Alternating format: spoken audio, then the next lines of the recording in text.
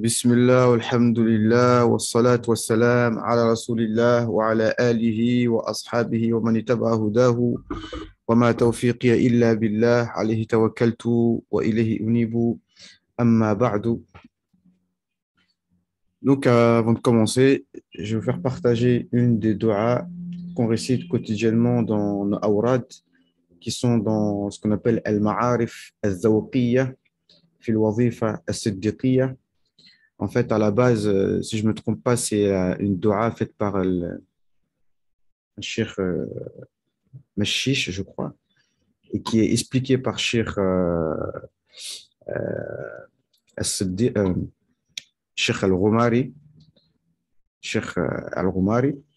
Et dans cette dua, il dit وزج بي في بحار الأحدية الذاتية المحيطة بجميع الهياكل الحقائق والمعاني المنزهة عن الكثرة والقلة والكلية والجزئية والتباعد والتداني ألا إنه بكل شيء محيط. On demande à Allah subhanahu wa ta'ala qu'il nous jette dans la mer du tawhid. Dans le tawhid, yani dans l'océan du tawhid. الذاتي المحيط بجميع الهياكل الحقائق والمعاني. Dans lequel, dans le tawhid, dans lequel il y a toutes les haqa'iq, toutes les vérités et tous les sens. Al-haqa'iq wal-ma'ani. Al-munazzah an al-kathrati wal-qillati wal-kulliyati wal-juz'iyati wal-taba'udi wal-tadani. Et qu'on soit préservé de la quantité, du beaucoup, du pas beaucoup, du tout, de la partie, de la proximité et de la lointeté. Désolé pour les francolâtres. Ala innahu bi kulli shay'in muhit. N'est-ce pas que Allah Azza wa Jal enveloppe toutes choses? Naam. Naam. Parce que c'est ça, Allah Azza wa Jal enveloppe toutes choses. Washlulni min awhal at-tawhid. Et si on peut dire, rends-nous, entre guillemets, handicapés de... comment on dit ça en français? Al-wahl, ce mot-là, il était utilisé, je l'entendais en Mauritanie, vous savez, quand on est enlisé dans le sable. C'est un mot, Fosha, qui dit wahlat, wahl, c'est-à-dire que de ne pas être enlisé dans ce qui est en dehors du tawhid. Al-muqi'ati fi dhulumat at-tashbih wa at-tardid, ce qui nous fait retomber dans les ténèbres de l'anthropomorphisme et du tardid. Et le tardid, c'est le fait de jamais être sûr. Parce que celui qui n'est pas sur la vérité, quoi qu'il en soit, sera toujours dans le doute. Parce que le cœur humain est par nature est tranquillisé par la vérité. Et tant qu'on n'est pas sur la vérité, on aura toujours une sorte de doute, on ne sera jamais apaisé. Il a fada et tanzih, et vers la largesse de, je ne sais pas comment on dit en français, tanzih, c'est le fait de rendre Allah exempt de tout manquement et de toute ressemblance aux créatures. Laysa kamithlihi shay'un wa huwa as-sami'ul basir. Nul, rien n'est semblable à Allah Azza wa Jal, et il est celui qui entend et celui qui voit. Subhanaka ma abadnaka haqqa ibadatik. Oh Allah, on t'a pas adoré comme tu le mérites. Wa aghriqni fi ayni al-bahr al-wahda. Et fais-nous couler dans l'océan du tawhid. Al-shuhudiyya ma'al qiyam bi adat al-huquq al-ubudiyya. Et ceci en nous permettant d'être toujours, de garder et de pratiquer ton droit, le droit d'Allah Azza wa Jal dans l'adoration. Kul kullun min indillah. Dit toute chose est auprès d'Allah subhanahu wa ta'ala. Car tout ça qu'on est en train de demander, tout ça, il n'y a que Allah Azza wa Jal qui nous permet d'obtenir tout ça. Ma asabaka min hasanatin fa min Allah. Tout bien qui t'a touché vient d'Allah Azza wa Jal. Wa ma asabaka min sayyi'atin fa min nafsik. Et tout mal qui te touche vient de toi-même. Même si en réalité, ça vient d'Allah, mais on l'impute à nous-mêmes. Parce que lorsqu'on est dans une situation qui n'est pas bonne, c'est parce qu'on n'est pas sorti de notre nefs. C'est parce qu'on n'est pas sorti de notre nefs. Donc, on applique ça à notre nefs. حتى لا أرى ولا أسمع ولا أجد ولا أحس إلا بها. De sorte à ce que je ne vois, je n'entends et que tout ce que je ressente, ce ne soit que par Allah.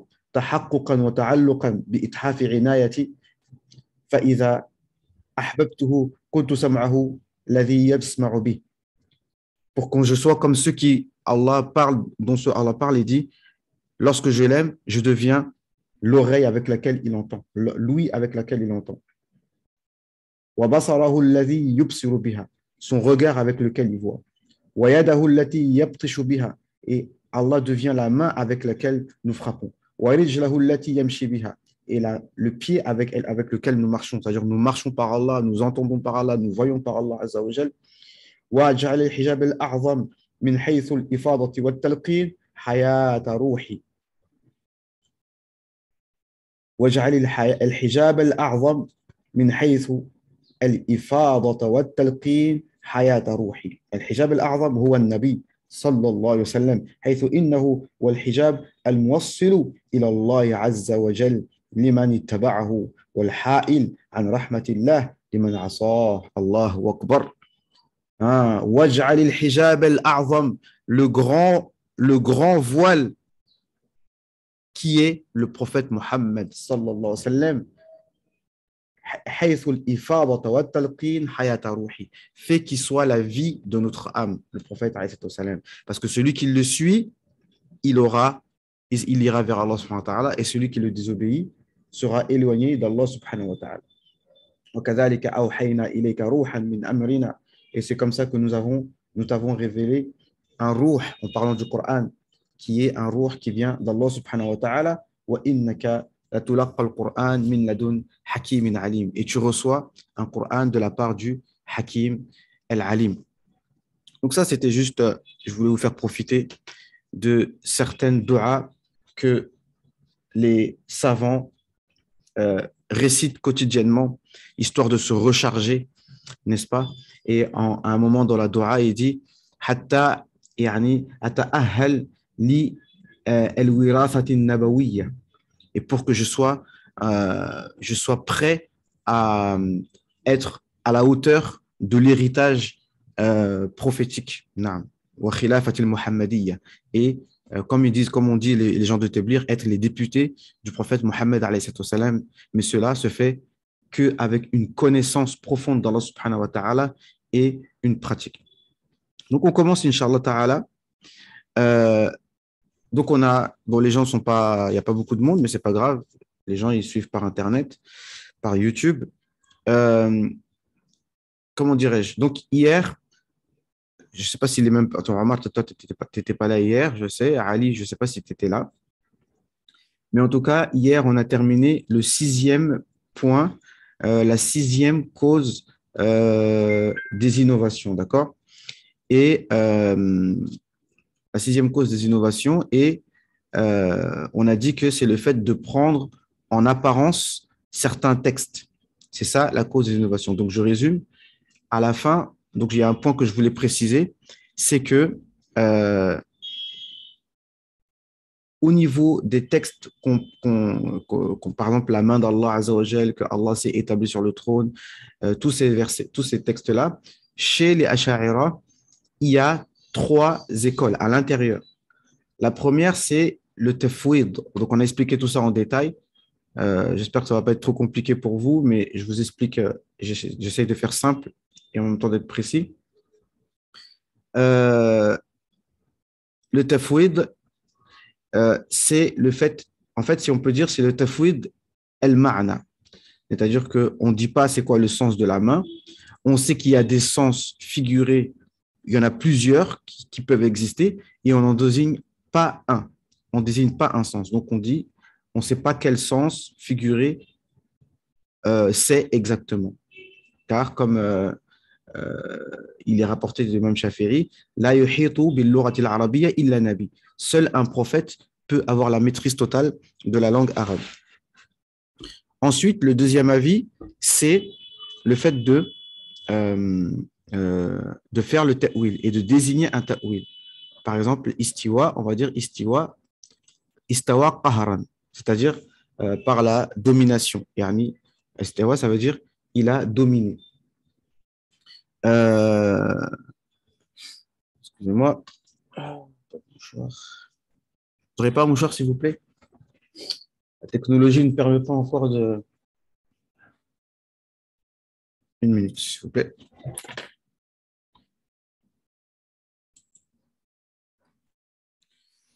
Ah, donc, je disais quoi?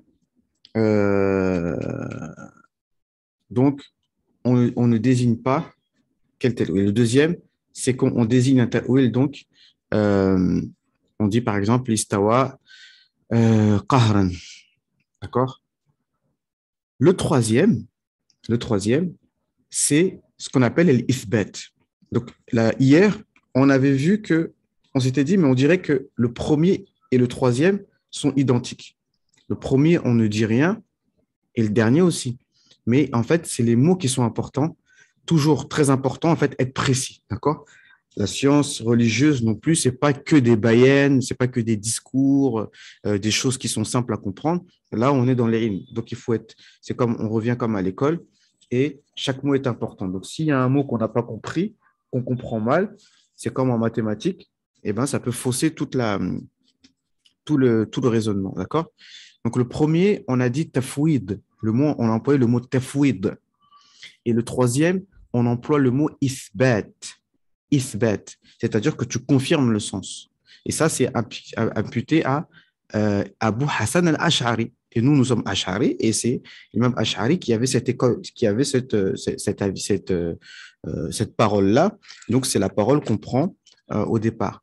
Même si, voilà, on va nous dire qu'il avait aussi du ta'wil et qu'à la fin de sa vie, il serait revenu au fait de faire le isbat. OK, il n'y a pas de problème. Mais nous, on accepte ça et ça fait partie de notre école. D'accord? Et l'école qui est prise par les vrais Hanbalites qui s'appelle le isbat.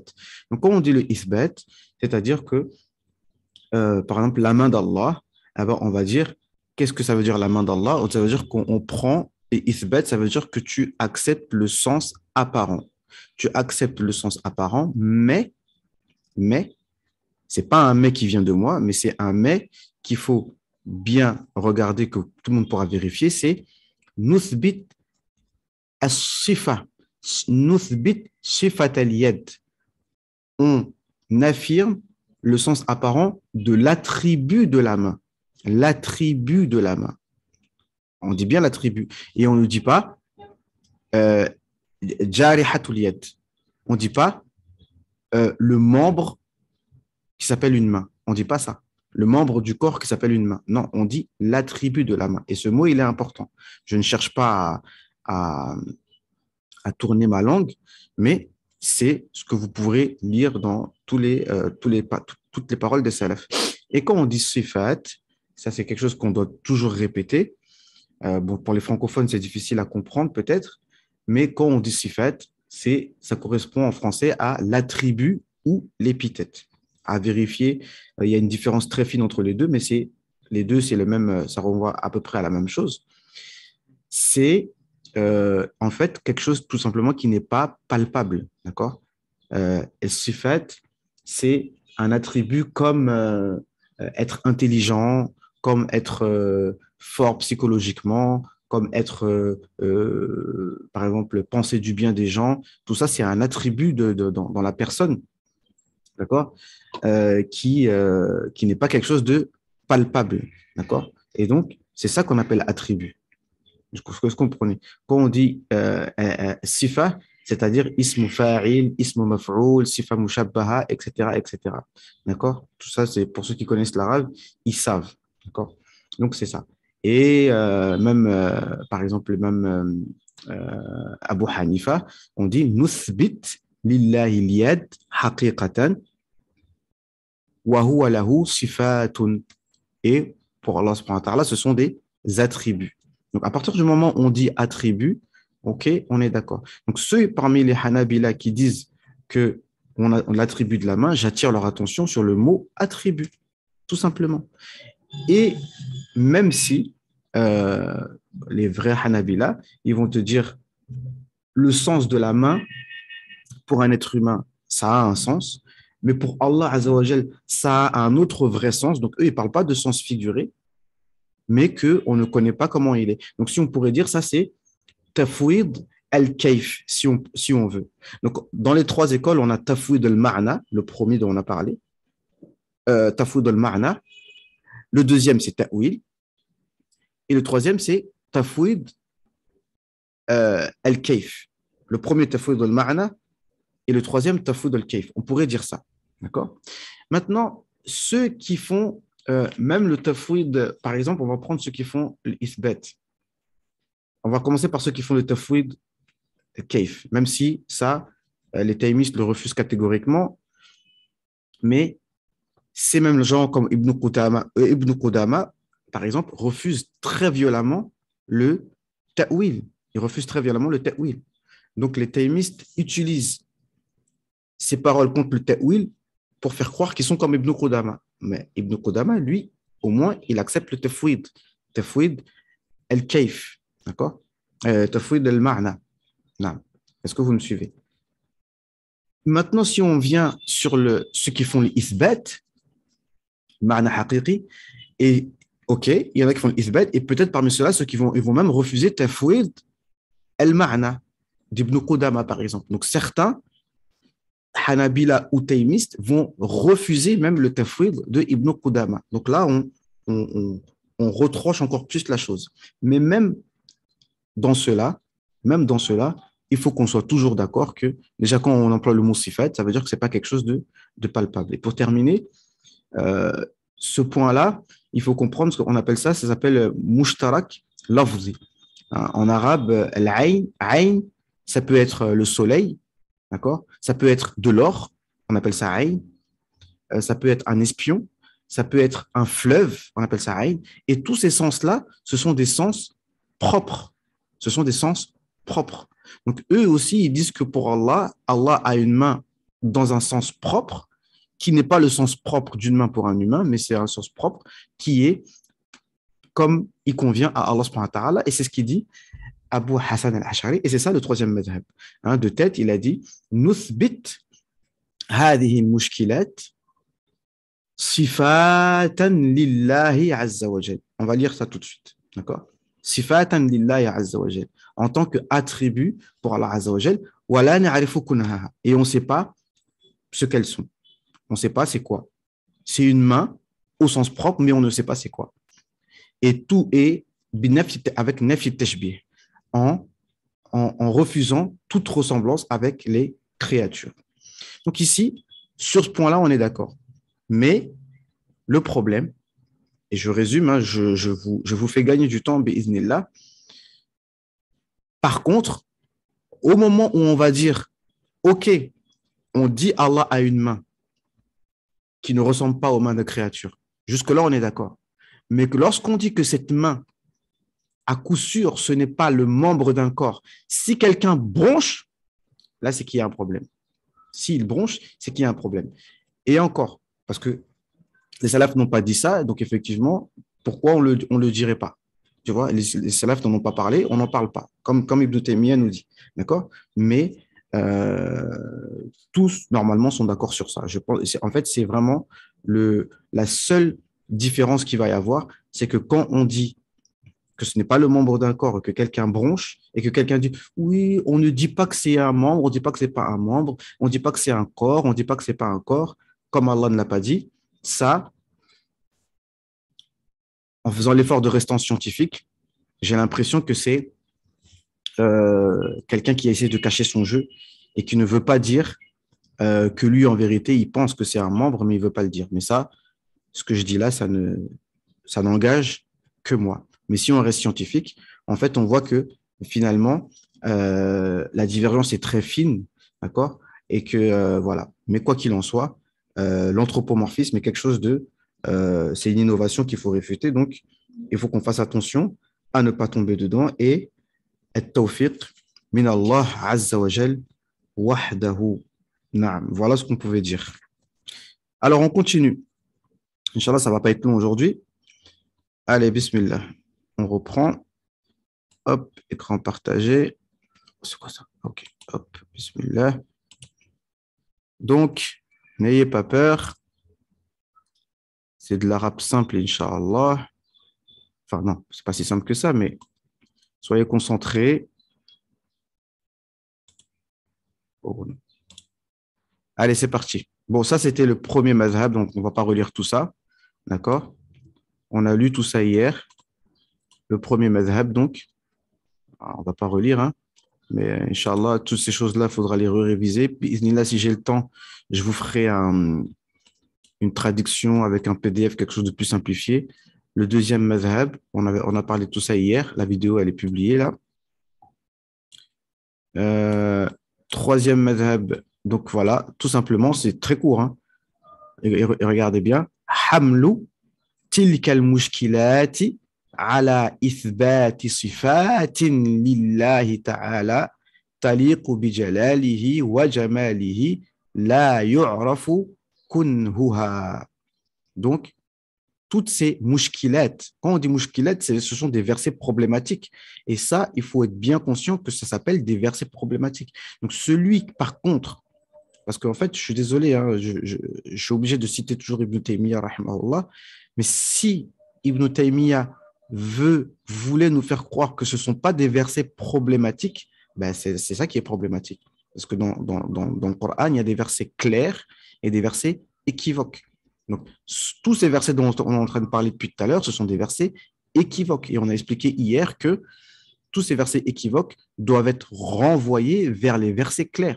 Et les versets clairs sont ceux qui ne contradisent pas ce qu'il y a dans Surat Ikhlas. On apprendra, Inch'Allah, à la fin du livre, qu'il y a ce qu'on appelle des sifat salbiya, ou qu'on appelle aussi sifat adamiya, c'est-à-dire des attributs qu'on ne peut pas attribuer à Allah Azza wa Jal. Ils sont au nombre de 5 et ils sont tous contenus dans la sourate Ikhlas. Qul huwa Allahu ahad, donc Allah est unique, donc il est impossible qu'il ait un associé. Allahu samad, samad qui veut dire qayyum, ça veut dire que tout a besoin d'Allah et Allah n'a besoin de rien. Et quand on dit besoin de rien, c'est beaucoup plus large que le simple fait d'avoir d'avoir de la royauté ou de l'argent, d'accord? Mais tout a besoin d'Allah et Allah n'a besoin de rien. Et parmi les choses dont il n'a pas besoin, il n'a pas besoin d'endroit, il n'a pas besoin de... Non. Parce que si on affirme qu'Allah a un endroit, c'est qu'il a besoin d'un endroit. Et si on dit qu'il a un endroit, ça veut dire que cet endroit-là, là où est Allah, soit cet endroit existe de toute éternité, ou soit c'est Allah qui n'existe pas de toute éternité. Soit l'un, soit l'autre. Soit l'un, soit l'autre. Et pour et pour pouvoir se tirer de là, toujours Cheikh Ibn Taymiyyah, rahimahullah ta'ala, il nous a parlé que Allah est dans un endroit dans le néant. Un endroit dans le néant. Il a dit Makanun adami, jihatun adamiyya, une direction dans le néant, un endroit dans le néant. C'est comme si je te dis Zayd n'est pas présent. Je dis non, non, non, non, non, je ne suis pas d'accord avec toi. Tu n'es pas d'accord avec moi. Ben, où est Zayd alors? Zayd est absent. Ben, on a dit la même chose. Toi, tu me dis dans un endroit dans le néant, et moi je te dis il n'est pas dans un endroit, c'est la même chose. D'accord? Donc, mouchkilet. Donc, tous ces versets équivoques, tous ces versets problématiques quelle est la troisième école? Ithbat. On fait l'ithbat, et c'est différent du premier. Le premier, hein, je ne vais pas vous le remettre, c'est tafwid. Donc, le mot tafwid, c'est différent du mot ithbat. Le mot tafwid, ça veut dire que tu dis, ok, tu dis une main, parce qu'on n'a pas le droit de dire Allah n'a pas une main. D'accord? On dit le texte comme il est. D'accord? Mais le sens, on dit le sens, on ne l'affirme pas. On dit le sens, on ne connaît pas. Là, dans Isbat, c'est différent. Tu dis, oui, le sens, on le connaît. Le sens, on le connaît. Mais ce sens-là, c'est un attribut. Sifat. S'il vous plaît, concentrez-vous bien sur ce mot-là. Et surtout pour ceux qui connaissent l'arabe, sifat, s'il vous plaît, les frères. Comprenons ce mot-là, bi'idhnillah, on va se comprendre. Et j'ai une vidéo courte en arabe qui explique c'est quoi sifat. Et c'est pas pour me jeter des fleurs. Franchement, j'en mérite pas de fleurs. Je me connais mieux que vous tous. Mais sincèrement, j'ai pas vu que quelqu'un a précisé ce point comme je l'ai fait. Et je ne vais pas mentir, celui qui m'a mis la puce à l'oreille, c'est Cheikh Wild Dedo, rahimahullah, hafizahullah ta'ala, wa maddallah azza wa jal fi umrihi. ورفع درجاته أو درجاته نعم وحفظه الله تعالى. Euh, c'est lui qui nous a mis la puce à l'oreille en disant que un attribut, c'est khabar li mubtada. Donc, j'ai développé cela. Non. En fait, en vérité, on n'a rien de nouveau à ramener, hein, nous, les étudiants, et même les gens des ilm. On a juste à développer et peut-être à reformuler ce que les savants nous ont dit. C'est ça qu'on peut faire. Alhamdulillah. Donc, sifat lillahi ta'ala, taliqu bi jalalihi wa jamalihi. Mais qui convient à sa majesté, etc. La yu'rafu kunhuha. Et ça, cette parole de Abu Hassan al-Ash'ari, il est dans le livre qui s'appelle Tabyin Kadhib al-Muftari ala al-Imam al-Ash'ari. Ça, c'est un livre qui parle qui répond à tous les mensonges qui ont été dits sur Imam al-Ash'ari du Cheikh al-Kawthari. On devrait tous connaître, Inch'Allah ta'ala.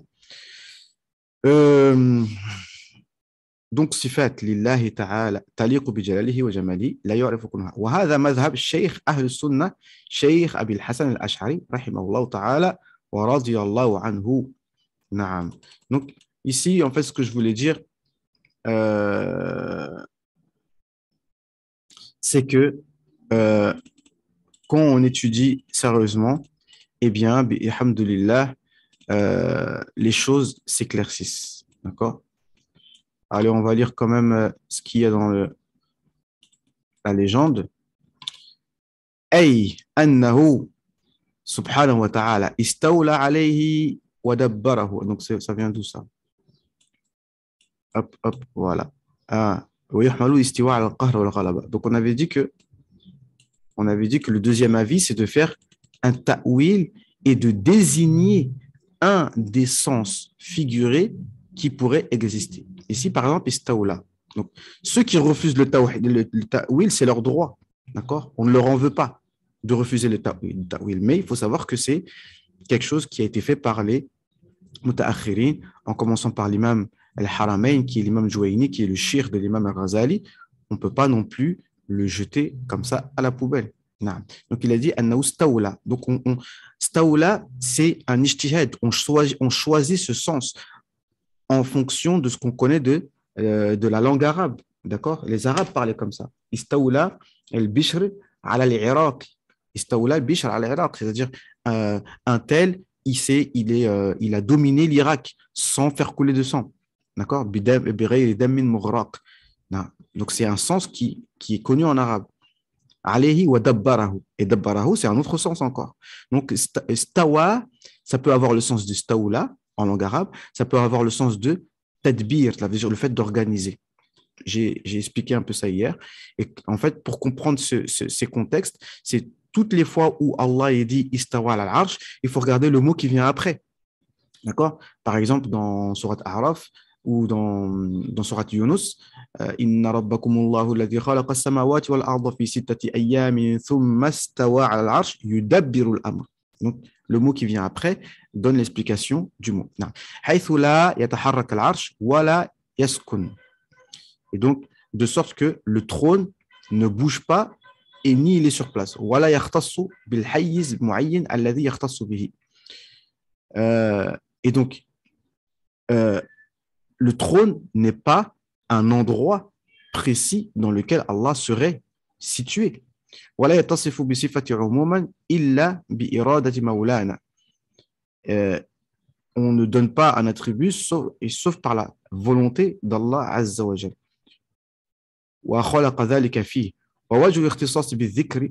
Donc pourquoi on a cité précisément le arsh? Pourquoi on dit istawa ala al-arsh?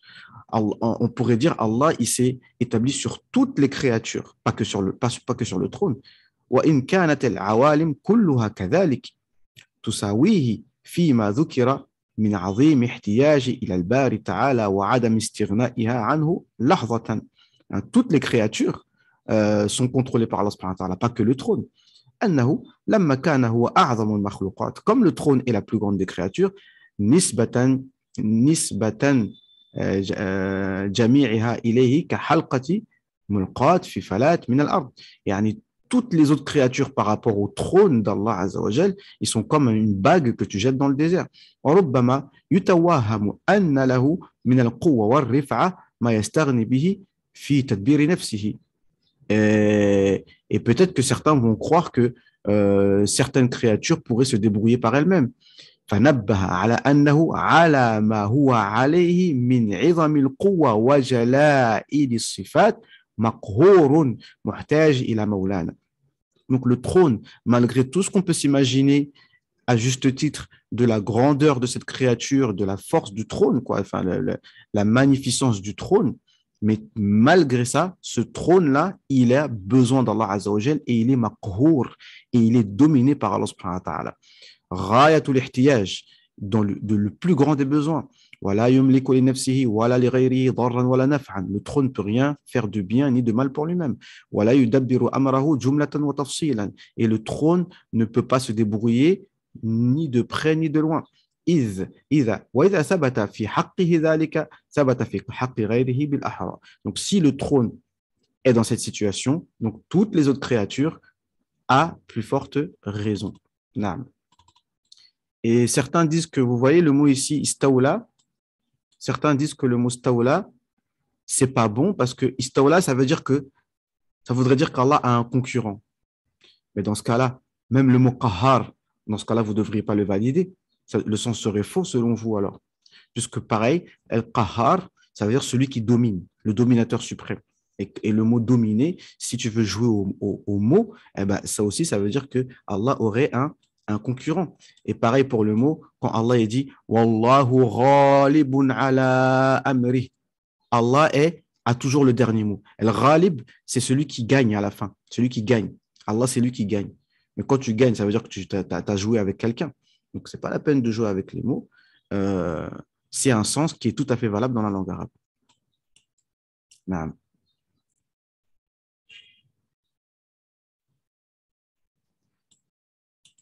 Alors, on va lire ça aussi, même si je ne l'ai pas lu avant. Alors ça vient de quoi ça? Du numéro 3. Numéro 3. Ah, la na'rifu, la yu'rafu kunhaha.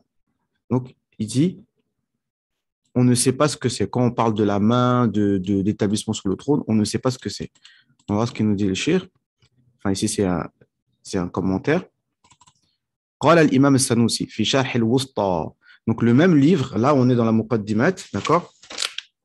C'est des livres qui vont par étapes. Après, il y a Sourra, il y a Sourra, ensuite, il y a le Wusta. Ça va par étapes. Donc, ici, ne vous soyez pas stressés. Si vous voyez que vous ne comprenez pas quelque chose, etc., bi'idhnillah, vous comprendrez bi'idhnillah avec le temps. Comme j'ai dit, bi'idhnillah, on est là ensemble, si Allah nous prête vie, pour plusieurs années.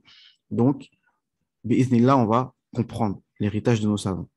قال الإمام السنوسي في شرح الوسطى اختلف في أشياء وردت في الشرع مضافة لله تعالى. Donc il y a eu des divergences sur ce que Allah s'est imputé à lui-même, donc la main d'Allah, les yeux d'Allah, le visage d'Allah, وهي الاستواء واليد والعين والوجه. Donc l'établissement, la main, العين والوجه. بعد القطع بتنزهه تعالى عن ظواهرها المستحيلة عقلا إجماعا. Mais en ayant la certitude que le sens apparent qui est impossible au niveau de la raison et au niveau du consensus des savants, que le sens apparent n'est pas voulu. Ça, c'est certain. Mais on dit la main. نعم. فقال الشيخ أبو الحسن الأشعري إنها أسماء لصفات تقوم بذاته تعالى. Il dit ce sont des noms d'attributs. Ça, c'est notre imam Ash'ari qui parle, radiyallahu anhu. Li sifatin. Donc, le mot sifat, ça s'oppose directement au mot jawarih. Il faut le comprendre. Croyez-moi, je ne vous dis pas de bêtises. Il faut comprendre ce qu'on lit. Le mot sifat, ça s'oppose directement à jawarih. Inna asma li sifatin. Donc, ça coupe court pour ceux qui seraient tentés par l'anthropomorphisme. Taqumu bidhatihi ta'ala. Za'idatun ala sifat al-thamaniya sabiqa. Donc là, c'est la différence. C'est là que c'est subtil. Parce que c'est quelque chose qui est en plus des 8 attributs, 7 ou 8, d'accord? Donc, c'est-à-dire qu'il y a l'attribut de l'Qudra et il y a l'attribut de la main. Donc, celui qui dit que non, non, non, non, c'est pas une main, c'est la Qudra, donc là, c'est non, non. Ça, c'est le premier avis. Là, c'est important. Le premier avis, c'est de dire non, c'est pas une main, c'est autre chose, mais on ne sait pas c'est quoi. Non, là, c'est différent. On te dit Zaïda ala sifat athamania sabiqa. D'accord? Donc, il y a l'attribut de Qudra et il y a l'attribut de la main. L'attribut de la main. Non. والسبيل إلى إثباتها عنده السمع لا العقل. Et comment on sait que c'est quelque chose en plus des 8 attributs? Bah, c'est as-sam', c'est les textes. Donc pourquoi on dit l'attribut de la main? Tout simplement parce que Allah l'a dit. Et ça, c'est quelque chose de très louable. Et ça, il n'y a que des gens très pieux qui peuvent avoir un avis comme ça, parce qu'ils ont la crainte de dire sur Allah subhanahu wa ta'ala ce qu'ils ne savent pas. Mais comme Will Dedo l'a très bien dit, à une époque où les gens connaissaient bien la langue arabe, les gens étaient pieux, il y avait des gens comme l'imam Malik pour virer les gens des assemblées qui commençaient à mettre le doute aux gens. D'accord? Les choses étaient bien claires. Et l'imam Malik a suivi l'exemple de Omar ibn Khattab quand il y avait un certain Assil, je crois, ou Assil, qui allait à gauche, à droite, poser des questions à tout le monde pour mettre le teshwish. Omar ibn Khattab a pris un bâton, bim, il a tapé sur sa tête bien comme il faut. Il a dit, aïe, aïe, il a dit, bon, tu vas encore poser tes questions. Il a dit, Wallahi, si tu veux me tuer, pardon, il faut finir avec moi. Mais si ce qu'il y avait dans ma tête là, Wallah, et c'est parti. D'accord? Et certains, eh ben, c'est ce qu'il leur faut. Moi, je vous dis ce qui me vient à l'esprit. L'imam Ibn Taymiyyah, rahimahullah, avec toute la science qu'il avait, on lui a pas mis, je ne veux pas manquer de respect, on ne veut pas dire on devait lui mettre un coup de bâton sur la tête parce qu'il disait des ijtihad que personne n'a entendu, mais les savants de son époque ont jugé bon, on va le laisser en prison parce que ce n'est pas possible. D'accord? Et à l'époque, il y avait ça. Même dans la aqidah, si quelqu'un il dévie et qu'il est influent, on dit pardon, toi, on va te laisser en prison parce que ce n'est pas possible. D'accord? Donc ici, ce que je veux dire, c'est que les prédécesseurs pouvaient se permettre d'en rester là. Regarde, j'ai le livre d'Ibn Qudama ici. Mais quand tu regardes le texte de ce qu'il dit, vous ne voyez pas, vous ne pouvez pas voir. Ça, il n'y a que des points, ça, vous ne voyez rien là. Là, il n'y a que des points. Tout le reste, c'est l'explication. Mais si c'est lui, regardez, il n'y a rien, vous ne voyez rien. C'est tellement concis. Il dit Musbit lillah sifat al-yad, sifat al-wajh. Il cite le verset khalas. C'est-à-dire que concrètement et scientifiquement, on ne peut pas se permettre de rester aussi concis et aussi vague comme on pouvait se permettre de le faire à l'époque d'Imam Ahmed ou de l'époque d'Ibn Qudama, comme après. On est obligé de détailler. Et tous les livres qu'on voit ici, tous les livres, voilà, vous voulez que je vous montre le peu de livres qu'il y a ici, là-bas, là-bas, et encore, moi, je n'ai pas beaucoup de livres.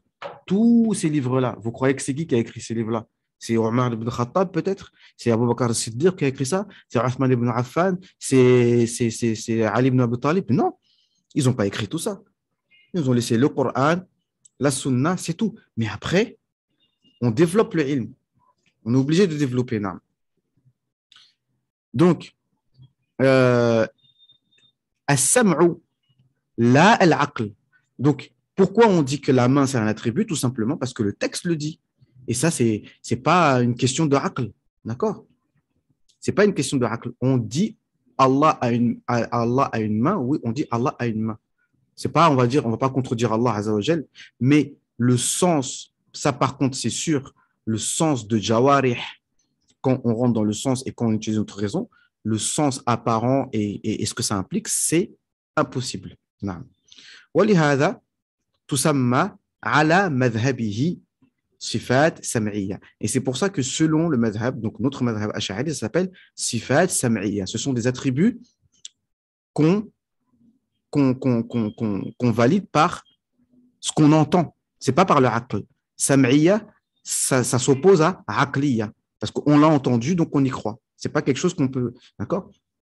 Par contre, on va dire l'existence d'Allah subhanahu wa ta'ala, c'est pas, c'est pas sam'i, c'est aqli. Ça veut dire qu'on prouve l'existence d'Allah subhanahu wa ta'ala par notre aql. Il suffit pas que quelqu'un vienne nous dire, ah, vous savez que Allah existe. Ah oui, et on y croit. Non, on croit en Allah azza wa jal par notre aql. Et ensuite, bien sûr, les textes nous confirment cela. D'accord? Et le aql, c'est un témoin. D'accord? Et le témoin ne va pas contredire la personne pour qui il témoigne ou la chose pour qui il témoigne. Si toi, tu es le témoin de quelqu'un, ok, tu me suis? Si tu es le témoin de quelqu'un au tribunal, tu ne vas pas dire, ah, mais vous savez, en vérité, c'est un menteur, c'est lui qui l'a. Non, non, non. Le témoin va toujours confirmer euh, ce pour qui ou pourquoi il témoigne. Non. Wallahu ta'ala a'lam bihaqiqatiha. Donc, on dit la main d'Allah parce que le texte le dit, mais Allah seul connaît la vérité de ce mot. Donc, ça, c'est dans la page 141 du Oustad. ثم قال وأما الشيخ أي الأشعري mais الشيخ الأشعري فاعتمد في إثبات هذه الصفات أي السمعية على ظواهر من القرآن. Il s'est basé sur les choses apparentes du Coran. أما الاستواء فاحتج على ثبوته بقوله تعالى على العرش استوى. Il s'est basé sur le sens apparent du Coran. فقال الاستواء بمعنى الاستقرار والتمكن والجلوس مستحيل عقلا إجماعا. Par contre, l'istiwa, on dit Allah il s'est établi, mais l'istiwa dans le sens de istiqrar, dans le sens de s'installer, être tamakkun, être posé, wal julus, être assis, parce que c'est ça que ça veut dire istiwa, ça veut dire être assis. Mustahil aqlan wa ijma'an. Le même imam Ash'ari nous dit que c'est impossible par la raison et par le consensus. Wa ta'wiluhu bil istila ala al-arshi bil qudra yujibu an la yakun للتخصيص العرش بذلك فائدة. Mais par contre, si on dit que on fait l'interprétation de istiwa en disant istila, d'accord? Istila, c'est un autre mot, c'est pas istiwa, c'est istila, c'est le fait de dominer le trône. Donc là, on est parti dans l'interprétation. Bil qudra, en disant que c'est par sa puissance. Yujibu an la yakun litarsis al-arsh bidhalika fa'ida. Donc si ça c'est pour ceux qui refusent l'interprétation. Eh bien, ça voudrait dire que il y a pas d'intérêt à avoir spécifié qu'il est établi sur le trône. Parce que si c'est que la qudra, et que la qudra, elle s'applique sur n'importe quelle des créatures. إذ سائر الممكنات تماثل العرش في ذلك. Parce que toutes les choses existantes, et on dit mumkinat parce que toutes les choses existantes, c'est les choses qui sont susceptibles d'exister. On reviendra sur ce terme plus tard. Il n'y a pas de différence avec le trône. فوجب أن يحمل الاستواء على صفة تليق به. Donc, ça nous oblige à dire que c'est istiwa sans interpréter, mais un sens qui convient à Allah Azza wa Jal wa nafi tashbih, et en refusant la ressemblance avec les créatures. Wallahu ta'ala bihaqiqatiha. Vous voyez un peu? Et moi, je vais vous dire une chose. Ce que je suis en train de lire là, ça me conforte dans ce que je disais, c'est que si on cherche la vérité et si on cherche l'entente, on peut la trouver. Parce qu'il n'y a pas si longtemps, je n'étais pas d'accord avec cette parole-là. Pour moi, chez les Ash'ari, il y avait deux écoles. Il y avait le tafwid et le ta'wil.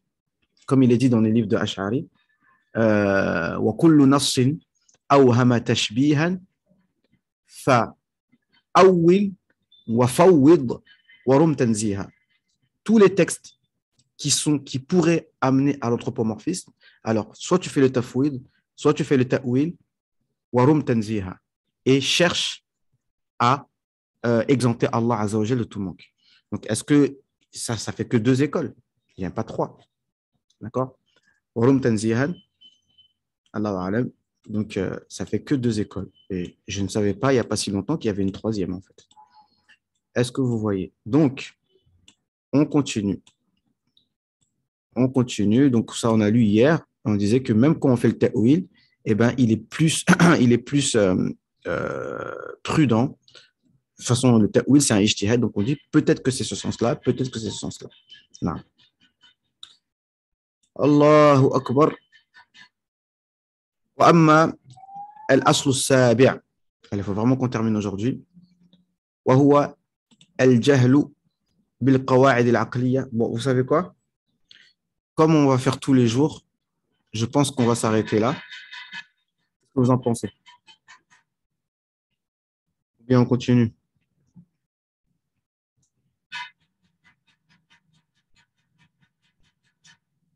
Ok, ouais, je vais enchaîner. Euh, وأما الأصل السابع وهو الجهل بالقواعد العقلية. Donc, je crois qu'on va s'arrêter, Inch'Allah. On va s'arrêter. Et de toute façon, on va continuer demain, Inch'Allah. Et on va terminer ce point-là tranquillement. Ok, Inch'Allah. Donc voilà, je vais vous laisser.